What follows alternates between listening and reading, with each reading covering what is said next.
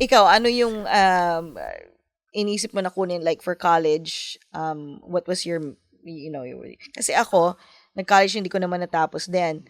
I was going into fine arts.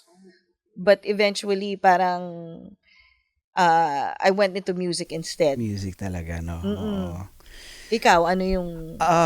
Ang dami kong pinagdaanan. Mm, I took up computer engineering nung una. Tapos, after nun, nagkaroon ako ng parang calling. So, sa Cebu, nag-AB philosophy ako for 2 years.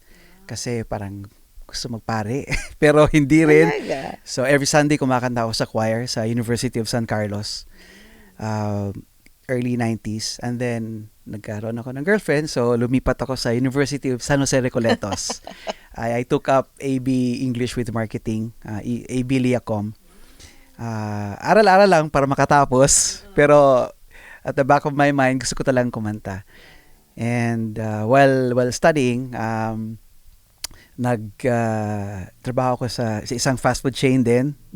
Talaga? Marketing assistant. Nice. Oo. Sikat na fast food chain yan. Oo. And then, naging ad prom ako ng isang recording company sa Cebu.